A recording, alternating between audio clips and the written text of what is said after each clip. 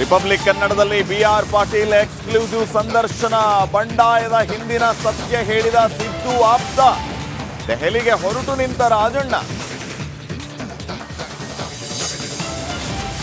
ಆಪ್ತನ ಬಂಡಾಯದ ನಡುವೆ ಹದಗೆಟ್ಟ ಸಿಎಂ ಆರೋಗ್ಯ. ತೀವ್ರಗೊಂಡ ಮಂಡಿ ನೋವು. ಮಣಿಪಾಲ್ ಆಸ್ಪತ್ರೆಗೆ ದಾಖಲು. ಇಂದಿನ ಎಲ್ಲಾ ಕಾರ್ಯಕ್ರಮಗಳು ರದ್ದು. ರಾಜ್ಯದಲ್ಲಿ ಅಳಿದುಳಿದ ಮಾವೋವಾದಿಗಳು ಸರೆಂಡರ್. ಖಾಕಿ ಮುಂದೆ ಶರಣಾದ ನಕ್ಸಲ್ ಲಕ್ಷ್ಮಿ. ಕರುನಾಡಲ್ಲಿ ಕೆಂಪು ಉಗ್ರರ ಅಧ್ಯಾಯ ಖತಾಮ್.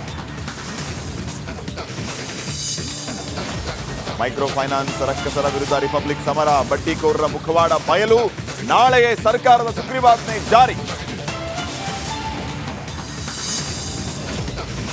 ಕೊಡಗು ಜಿಲ್ಲೆಯಲ್ಲಿ ಅಸ್ತಿತ್ವದ ಹೋರಾಟ. ಜನಾಂಗದ ಉಳಿವಿಗಾಗಿ ಕೊಡವರ ಪಾದಯಾತ್ರೆ. ಫೆಬ್ರವರಿ 7ರಂದು ಮಡಿಕೇರಿಯಲ್ಲಿ ಬೃಹತ್ ಸಮಾವೇಶ.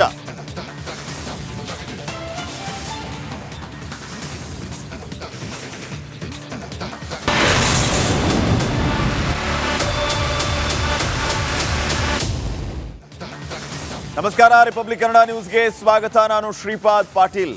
ಸಿದ್ದರಾಮಯ್ಯ ಸರ್ಕಾರದ ಮೊದಲ ವಿಕೆಟ್ ಪತನವಾಯಿತ. ಸಿದ್ದರಾಮಯ್ಯ ಅವರ ಆಪ್ತ ಬಿ.ಆರ್. ಪಾಟೀಲ್ ಸಿಎಂ ಸಲಹೆಗಾರ ಸ್ಥಾನಕ್ಕೆ ರಿಸೈನ್ ಅನ್ನ ಮಾಡಿದ್ದಾರೆ.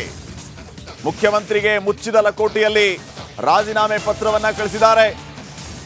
ಈ ರೀತಿ ರಾಜೀನಾಮೆಯನ್ನ ಕೊಟ್ಟ ನಂತರ ರಿಪಬ್ಲಿಕ್ ಕನ್ನಡದ ಜೊತೆಗೆ ಬಿ.ಆರ್. ಪಾಟೀಲ್ ಎಕ್ಸ್ಕ್ಲೂಸಿವ್ ಆಗಿ ಮಾತಾಡಿದ್ದಾರೆ.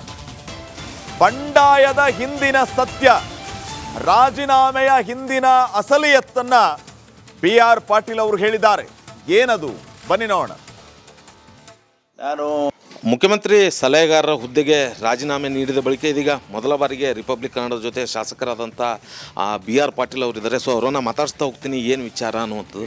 ಸರ್, ತಾವು ಈಗ ನಿನ್ನೆ ಮುಖ್ಯಮಂತ್ರಿಗೆ ಸಲಹೆಗಾರ ಹುದ್ದೆಗೆ ರಾಜೀನಾಮೆ ನೀಡಿದ್ರಿ. ಅಂದರೆ ಬಹಳ ಒಂದು ಚರ್ಚೆ ಆಗ್ತಾ ಇರುವಂಥದ್ದು, ಏನು ಕಾರಣ ಅನ್ನುವಂಥದ್ದು ಇನ್ನೂ ಕೂಡ ಸ್ಪಷ್ಟವಾಗ್ತಾ ಇಲ್ಲ.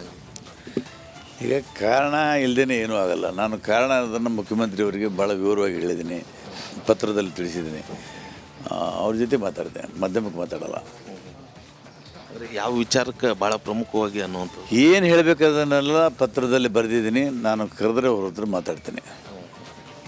ಅಂದರೆ ಏನಾದರೂ ಅನುದಾನ ಹಂಚಿಕೆ ಈ ರೀತಿಯಾದಂಥ ವಿಚಾರಗಳು ಎಲ್ಲ ಅನೇಕ ಸಮಸ್ಯೆಗಳಿದ್ದಾವೆ.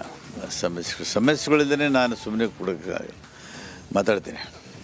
ಸರ್, ಅಂದರೆ ಏನೇ ವಿಚಾರ ಇದ್ದರೂ ತಾವು ಪತ್ರ ಬರೆದು ಸಿ ಎಂ ಅವ್ರ ಗಮನಕ್ಕೆ ತಂದು ಈ ರೀತಿಯಾದಂಥ ಸಮಸ್ಯೆ ಇದೆ ಅಂತ ಹೇಳ್ತಾ ಇದ್ರಿ. ಆದರೆ ಈ ಬಾರಿ ರಾಜೀನಾಮೆ ಪತ್ರ ನೇರವಾಗಿ ಕೊಟ್ಬಿಟ್ರಿ ಅನ್ನೋ. ನಾನು ಹಿಂದಿನ ರಾಜೀನಾಮೆ ಕೊಡಬೇಕಂದಿದ್ದೆ. ಅದು ಆಫೀಸ್ ಆಫ್ ಪ್ರಾಫಿಟ್ಟು ತಲೆ ಮೇಲೆ ಇತ್ತು.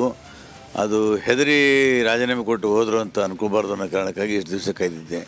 ರಾಜ್ಯಪಾಲರ ಅಂಕಿತ ಬಿತ್ತು. ಸೊ ನಾನು ನೆರಳಲ್ಲಾಗಿದ್ದೀನಿ, ರಾಜೀನಾಮೆ ಕೊಟ್ಟೆ. ಅಲ್ಲ, ಒಂದು ವೇಳೆ ಸಿ ಎಂ ಅವರು ಮತ್ತೆ ಕರೆದು ಮಾತುಕತೆ ಆಡಿದ್ರು? ಅಲ್ಲ, ಮತ್ತು ಸಿ ಎಂ ಕರೆದ್ರೆ ಖಂಡಿತ ಹೋಗ್ತೀನಿ. ಆದರೆ ರಾಜೀನಾಮೆ ವಾಪಸ್ ತೊಗೊಳ್ಳಲ್ಲ.